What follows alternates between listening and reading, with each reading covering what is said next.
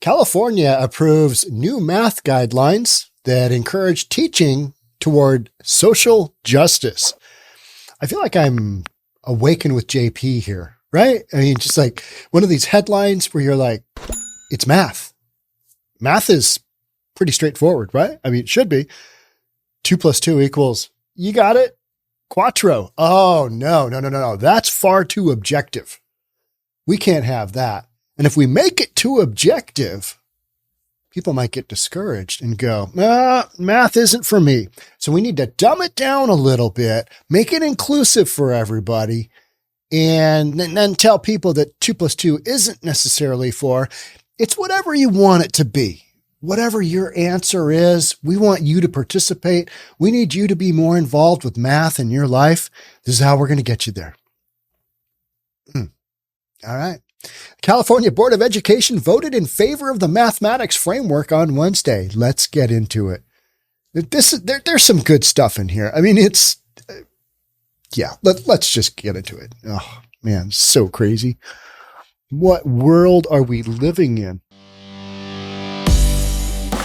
California will officially adopt a new equity and social justice-based mathematics framework for its K-12 schools after a vote from the State Board of Education on Wednesday. And we wonder why the children can't do math, they can't spell, and they can't effing read. Right? I mean, this is just, it's mind-blowing. It's one thing to say, all right, we know you're having a tough time with this, but let's get you to do this.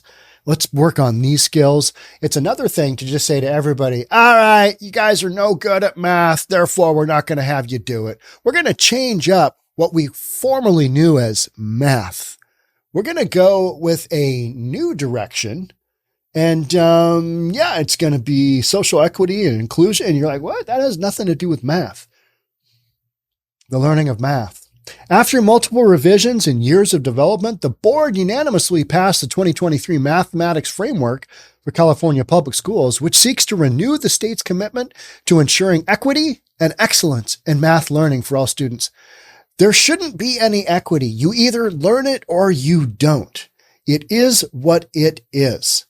And if you want to level the playing field, you make it just as hard for every single student, no matter where they are. Do you think the Asian community sits around and goes, you're no good at math, therefore you don't have to do it. It's okay. You don't need to do that. No, they sit their kids down and they make them learn. Right? I mean, they just do. They just do. And that's why they tear us apart in the whole education system. Because we're like, no, we know my son Johnny, he needs to crank up his Xbox. He needs to play some video games. He doesn't have time for math. You can't expect him to learn math. You can't expect him calculus. No way. And so then we get a bunch of kids who just don't have a skill set. And then you wonder why their employers won't hire them because you can't do simple math. Farthest I got in math was, third level college business calculus. I think I got like a C- or a D+ out of it.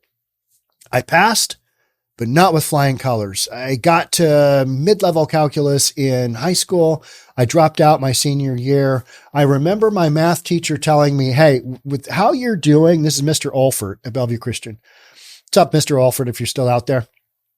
He told me, hey, with how you're progressing, this was my senior year, like my first quarter of my senior year. And I had just literally checked out. I think I ended up taking like shop and weight training and early arrival and early dismissal. I just checked out of school. I had a good GPA. I did what I needed to do. And I was like, just get me through this final year. He encouraged me to go as far as I could, even if I got crappy grades. And you know what? That was the best advice I could have ever been given. Because even though I got D's in math at the high level, I still got through it. And so my business calculus relative to the math that I needed to know as a real estate managing broker, world was my oyster. Can I run an escrow statement, which is fairly complex? Absolutely. Yes. I've got the background to do this. Can I analyze statistics? Yes, I can. I got through statistics courses, right? Got through some basic education. But if you give your kids a hall pass and say, you know what, this isn't inclusive, this isn't equitable, we're going to level the playing field for everybody, all you're doing is just creating another generation of kids who are unemployable. What's your skill set? And I see it with some younger kids coming through with their inability to do simple math, inability to do fractions, inability to do statistics, some common sense type stuff. And I'm like, man, they did not get the education that they probably bargained for. So all of this other crap, math, it's pretty straightforward, right? 2 + 2 = 4. There's no wiggle room there.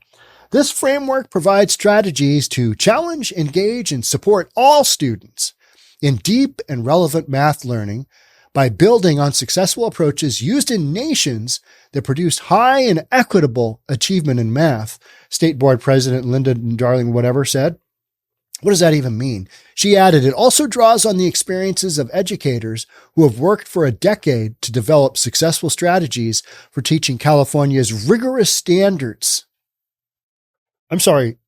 I thought you just said rigorous standards there in California. Education in California.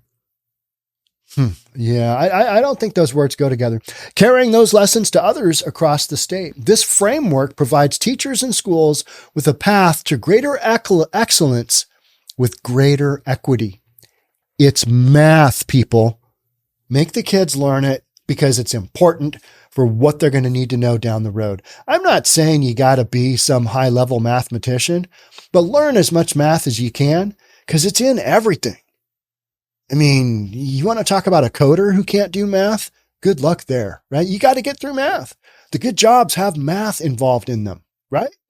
Although now, even in plumbing, you got to know how to do math, right? And I don't say even in plumbing because some of our trades now are, because there's so few people willing to do them, have become very lucrative positions for those who can do a little bit of hard work and maybe do some basic math, right? We're putting so many kids out there with such little skills in reading, writing, and arithmetic.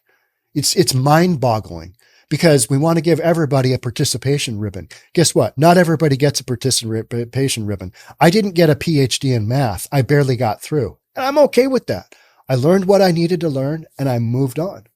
And I wished I would have learned more at that point in time. Because when you're in your mid-20s and you've got 2 kids at home and a wife who doesn't work and a real estate business that is, you ain't going back to school to learn math, right? You're just not. That's not a thing. You take whatever skills you got at that point in time and you hammer home and you go. Now, some people might say, I just want to take a year off and, get that PhD. Well, then go do it. Do it at night. Do whatever you got to do it. The 1,000-page document, which has seen 3 revisions and 2 public hearings and a partridge in a pear tree, aims to structure the teaching of the state's math standards around big ideas that integrate rather than isolate math concepts.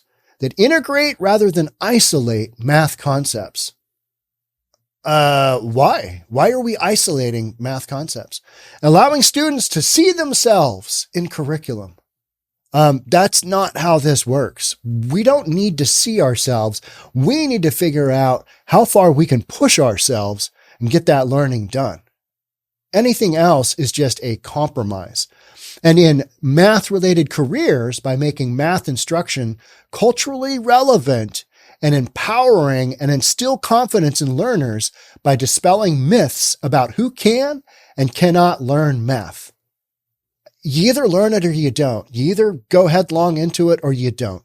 Figure it out. That's what you got to do. Look at other cultures that learn math, right? How do they do it? They grind it out. As much as I grind math out, I can only get to so far. And that's my level of achievement. I will never be I'll never be an engineer. I'll never be a math teacher. I can kind of get through a little bit. Now my math skills, I mean, if I went back and did a refresher, I'd probably be okay, but I'm not great. I'm probably way better at writing. I'm probably way better at grammar, those kinds of things, because writing comes pretty easy for me. But math, it's like, hey, I can do a commission disbursement form all day long. That's how you get paid in real estate. I need you to send me this amount of money. That's a form you send to the escrow company, right? It's important. It's like how you get paid. So yeah, percentages. So, all right, you got the purchase price. You got 3% of that. Got an 80-20 split. I get this. You as the broker get this. There's our math. That's our math 101 lessons for the day, right?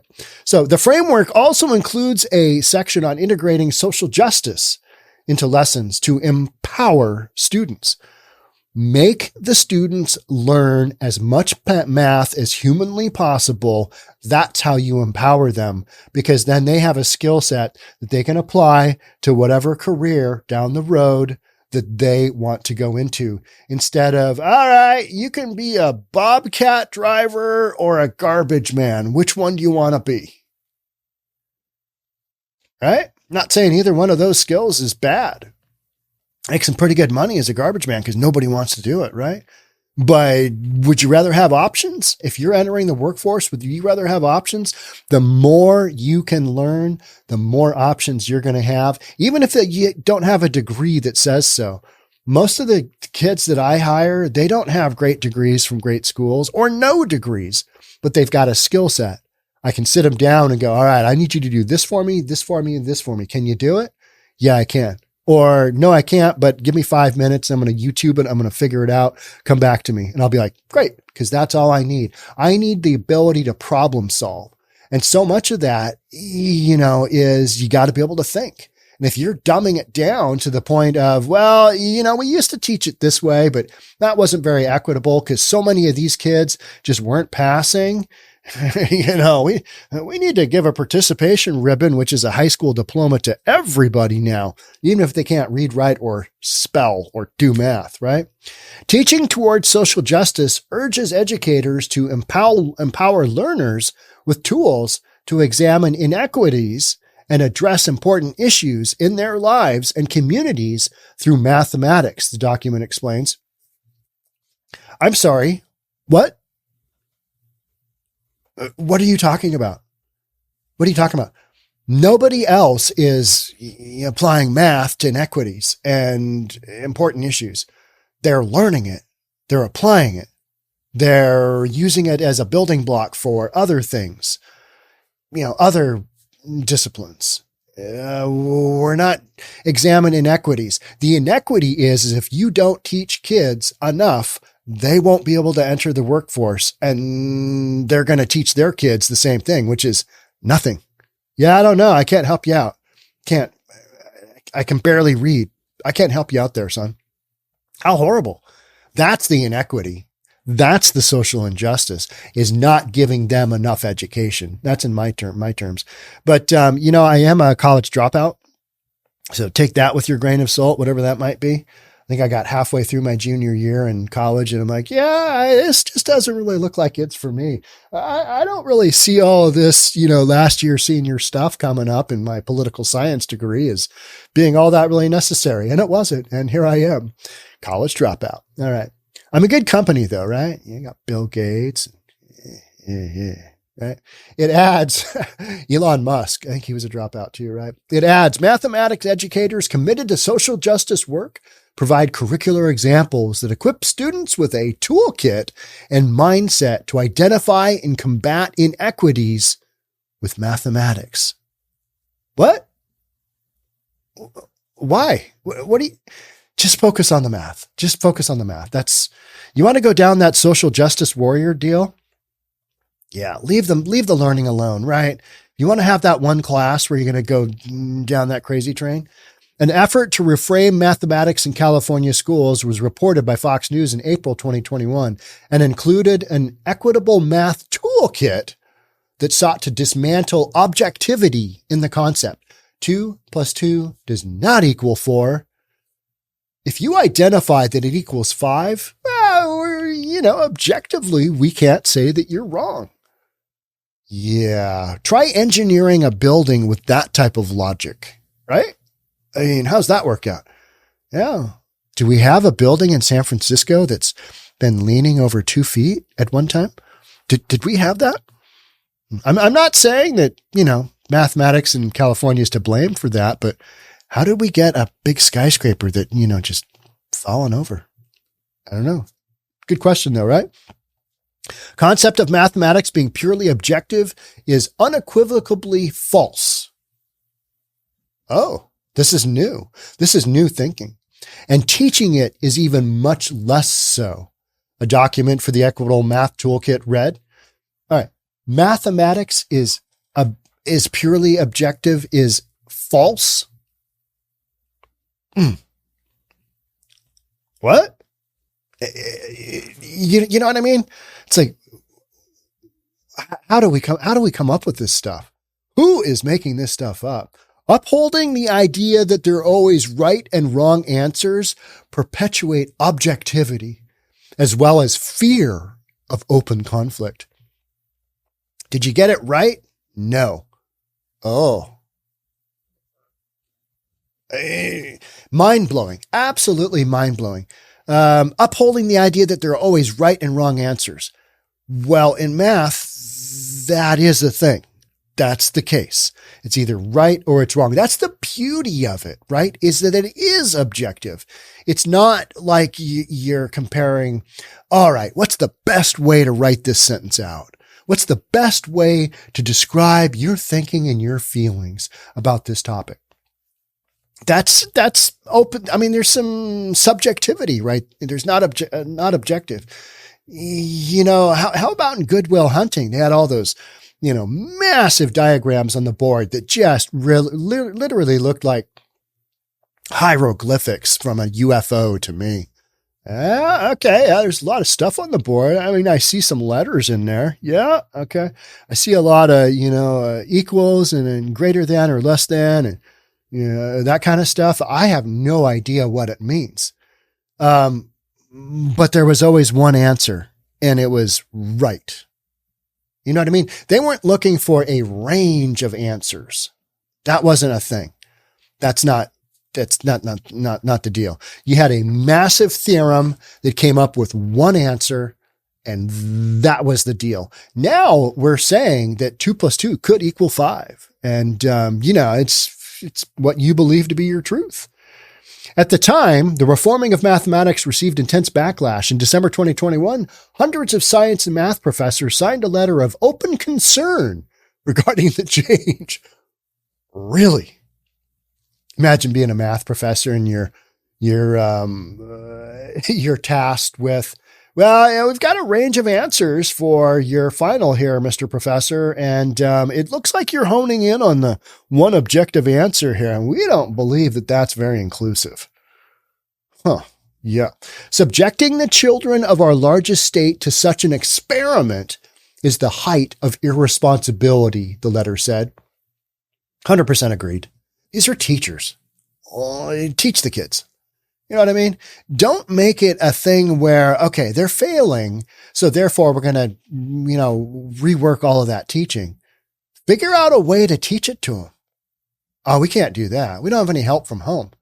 All right. Well then, yeah. I mean, there's stuff going on, but until all of this kind of works together, there's going to be some folks that are going to get it. They're going to go on to college and they're going to go on to better jobs, or, maybe they don't go to college because I think a lot of folks are self-taught now. A lot of university YouTube out there. You can go a long way doing that, right? But you got to have that ability to learn. And if you don't have that, and if you're not pressed to learn, I wished I had been pressed to learn more during my formative years. I really do. I took all the AP courses I could, but I was at a small high school and we didn't have as many opportunities. Even though we were a private school, I wished I would have been able to take more classes.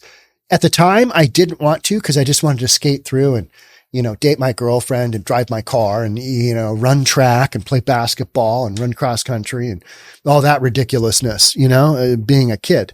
and work after school and all that kind of stuff. I didn't really want to take the hard classes, but I wished I would have. As an adult, I wished I would have, because that'd be behind me now. I'd be, my learning would be a little bit more elevated than it is. And I think that's good. Imposing a one-size-fits-all model on the students of California will instead stifle creativity, free thinking, and innovation. You are dumbing the kids down. That's what you're doing. State Board of Education initially postponed implementation of the new framework in 2021. Shocking. You're just making kids dumb. That's what you're doing. If you want to do that, go for it. And if you want to wonder why kids in schools, in California are, they graduate, or they, graduate, I should say that, then look no further than this kind of stuff. It's mind blowing to me. And it also kind of makes me, worried about stuff down the road. Like, what are my grandkids going to be learning? What school do I have to send them to so that they don't go through some ridiculous social justice warrior nonsense about their education? Where do I got to send them to? I'm going to have to reimagine and rethink that whole thing, right? Because it's just, education has changed so much since the, 80s when I was in school. And even then, I was a little sketched out by what I was learning at college. I'm like, really? What? Yeah. I mean, okay, whatever. We had some weird stuff. I had an English teacher in like 88, 89 that was bringing some stuff to the classroom that I was like, hey, dude, did you know that this is straight up like horror porn? And, I came from a Christian high school. We just had pretty vanilla stuff, right? I mean, pretty vanilla stuff. And I got to University of Washington. I'm like, hey, what's this all about? What are we doing? It was just some guy exploring probably his sexuality in an English class. And let's write about this. And, yeah, whatever. But, it's not like it is today where they've got entire courses on that now and they openly identify it. And I'll get a degree in, some just absolute horse's ass craziness. Right. And then you come out with that degree and try and get a job. Good luck there. Math being one of those things where so many industries rely upon it. The good jobs, the white collar jobs. They rely upon math. You got to have that skill set. You got to be able to write. You got to be able to read. So basic. History, it's good to know a little bit. I did take art history, and that's some good stuff there. But it, never really, hey, Sean, we're not going to be able to close this deal because you don't know the variations of this type of whatever art. I liked watching, the famous art pieces on the projector and having the professor tell me something about it. I thought that was interesting. And I enjoyed that. Do I collect art? No. Do I care about it? No. But I learned it. And I think I got through that class. Okay. Did not have a stellar GPA in college because I just kind of checked out and I was like, well, maybe I'll get this degree or maybe I won't, but I'm going to go off and kind of do my own thing. And that's what I've been doing for the last closer to 40 years, just doing stuff. But I had the framework to make that go. I had enough education to get there. California, they are not giving their kids enough education. I think it's wildly obvious what's going on. You're dumbing it down to the lowest common denominator. And that doesn't help anybody, especially the kids. They're coming out without a skill set that allows them to succeed in life. And that sucks. All right. That's it for me on this one. Thanks so much for being here. I will catch up with you on the next one. Bye for now.